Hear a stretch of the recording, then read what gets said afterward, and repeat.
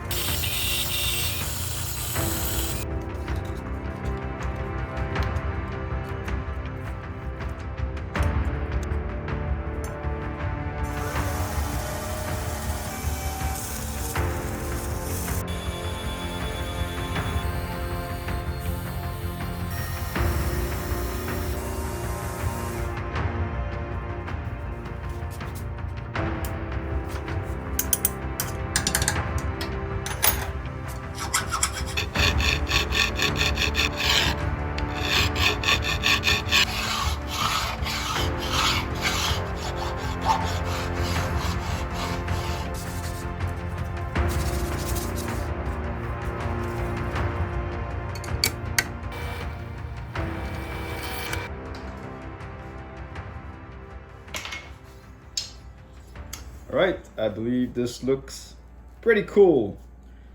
Let's take a minute to talk about why I use aluminum in my build. I mean, I get comments all the time saying like, hey, it's not made of real steel, it's not a real weapon. Obviously, it's not a real weapon. My plan is to make prop replica.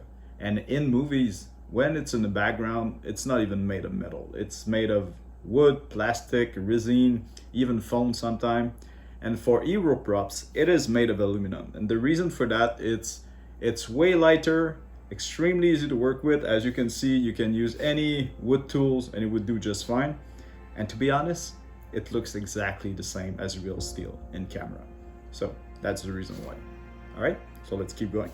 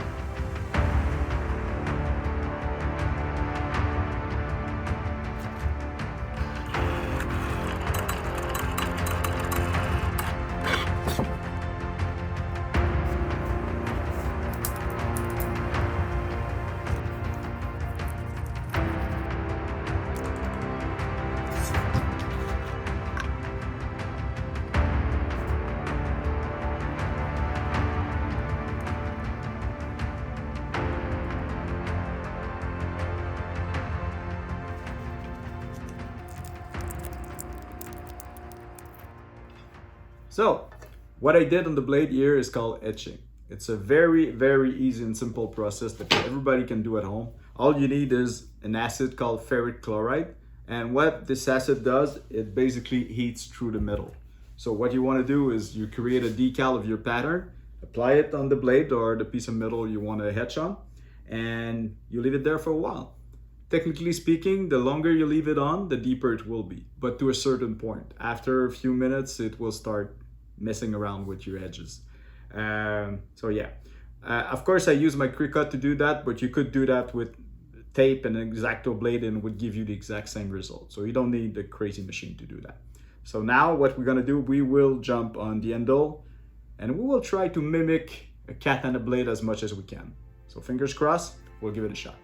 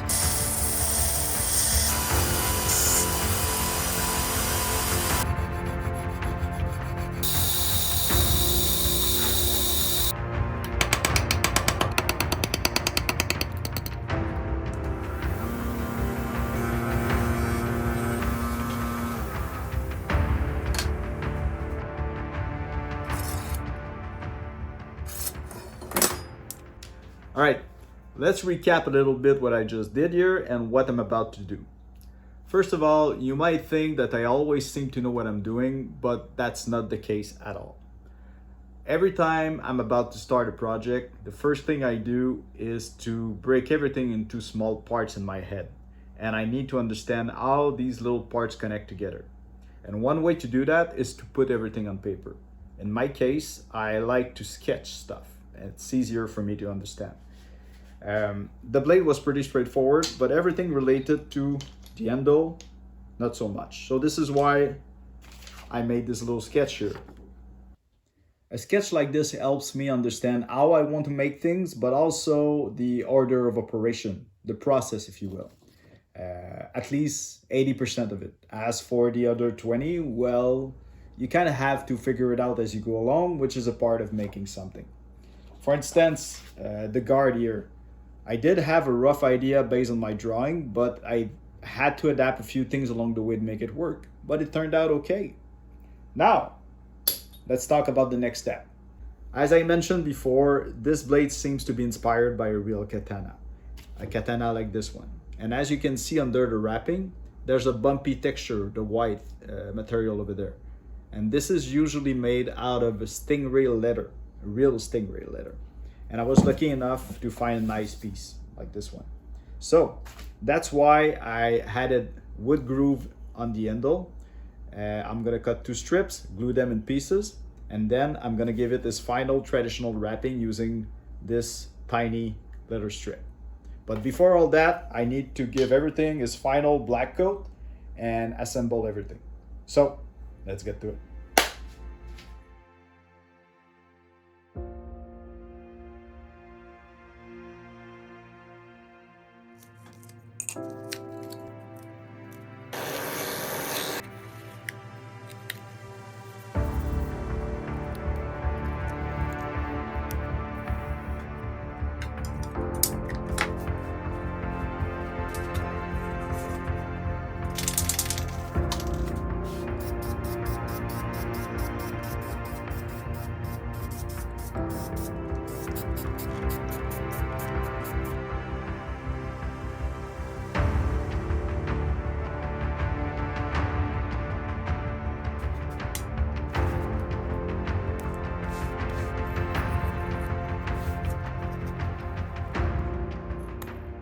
This is extremely hard to cut. Let's use the big guns, medical scissors. Still, it's pretty hard.